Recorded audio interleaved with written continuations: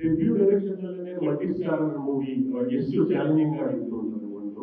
ಹಾಗೆ director producer ಮತ್ತೆ ಹೊಸ ಡೈರೆಕ್ಟರ್ ರಾಜು ಶೆಟ್ಟಿ ಅವರಿಬ್ಬರು ಹಿಂದೆ ಡೈರೆಕ್ಷನ್ ಮಾಡಿ ಪ್ರೂವ್ ಮಾಡಿರೋದ್ರಿಂದ ಅವರಿಂದ ಇನ್ಪುಟ್ಸ್ ಹೇಗಿರ್ತಾ ಇತ್ತು? ಸರ್, ನಾನು ನಿಜವಾಗ್ಲೂ ಯಾವತ್ತೂ ಕಲ್ಪನೆಯನ್ನು ಅನ್ಕೊಂಡಿಲ್ಲ ನಾನು ಡೈರೆಕ್ಟರ್ ಆಗ್ತೀನಿ ಅಂತ.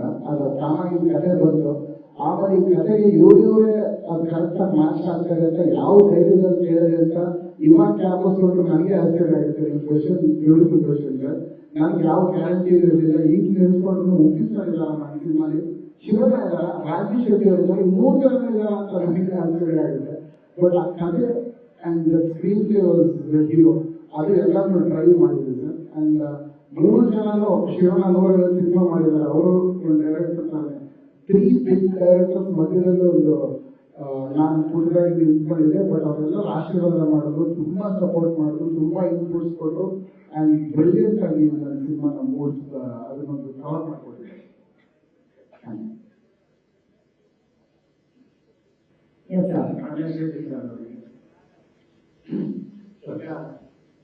ಇಂಡಿಯನ್ ಸಿನಿಮಾ ಸುಮಾರು 1000 ಕೋಟಿ ದಾಟಾಗಿದೆ. ಈಗ ಎಲ್ಲ ಪ್ಯಾನ್ ಇಂಡಿಯಾ ಸಿನಿಮಾ 1000 ಕೋಟಿ ಅಥವಾ ಇನ್ನೂ ಅದಕ್ಕಿಂತ ಹೆಚ್ಚು.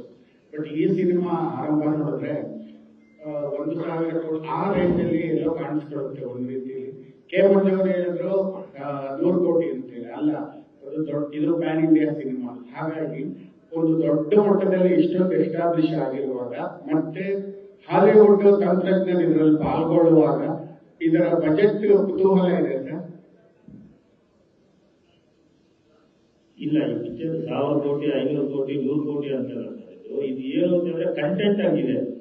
ಆ ಕಂಟೆಂಟ್ ಬಗ್ಗೆ ಎಲ್ಲರೂ ನಾವು ಸ್ವಲ್ಪ ವಿಜಿಲ್ ತೋರಿಸ್ತಾ ಇದ್ದಾಗ ಹೇಳ್ತಾರೆ ಇದು 1000 ಕೋಟಿ 200 ಕೋಟಿ ಅಂತ ಹೇಳ್ಬಿಟ್ಟು ಅವ್ರು ವಿಜಿಲ್ ನೋಡಿ ಹೇಳ್ತಾ ಇದ್ದಾರೆ.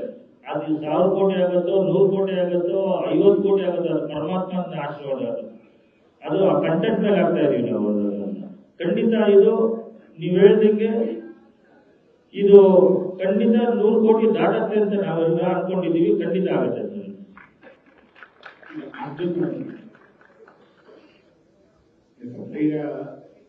ಈಗ ಏನಂದ್ರೆ ತಂತ್ರಜ್ಞಾನ ಇಷ್ಟೊಂದು ಮುಂದುವರೆದಿದೆ. ಕೆಲವೊಮ್ಮೆ ಏನಾಗುತ್ತೆ, ನಮ್ಮ ಮಾನಸಿಕ ಸ್ಥಿತಿಯನ್ನು ಮೀರುತ್ತೆ, ಕೆಲವು ಲಾಜಿಕ್ ಇರಲ್ಲ. ನಾವು ಇಂಡಿಯನ್ ಸಿನಿಮಾದಲ್ಲಿ ಯಾವಾಗಲೂ ಲಾಜಿಕ್ ಕೊಡ್ತೀವಿ. ಈಗ ನೀವು ಈಗ ತೋರಿಸಿರುವಂತಹದ್ದು ಅದು ತುಂಬಾ ಲಾಜಿಕ್ ಅನ್ನು ಮೀರುತ್ತೆ. ವಾರ್ ಫೀಲ್ಡ್ ಏನಿದೆ ಅದು ತುಂಬಾ ದೊಡ್ಡದು, ವಿಶಾಲವಾದದ್ದು. ಅದರ ನೆಲೆ ಹೇಗಿದೆ ಅಂತ ಹೇಳ್ತೀರಾ ಸರ್? ಖಂಡಿತವಾಗ್ಲೂ ಈ ಸಿನಿಮಾದಲ್ಲಿ ಆ ಕ್ಯಾರೆಕ್ಟರ್ಸ್ ಏನು ಬರುತ್ತೆ ಅದನ್ನ ನೀವು ಫಿಲ್ಮ್ ನೋಡಿದ್ರೆ ನಿಮಗೆ ಗೊತ್ತಾಗುತ್ತೆ ನಥಿಂಗ್ ಇಸ್ ಇಂಪಾಸಿಬಲ್ ಅಂತ. ಸೊ ಇವಾಗ ನೀವು ಏನು ಆ ಕಥೆನ ಎಳೆ ಗೊತ್ತಿಲ್ಲದೆ ಡೈರೆಕ್ಟ್ ಆಗಿ ನೋಡಿದ್ರೆ ನೀವು ಹೇಳೋದು ಖಂಡಿತ ಒಪ್ಕೊಂತೀನಿ ಹೇಗೆ ಲಾಜಿಕಲಿ ಏನು ಅನ್ನೋದು.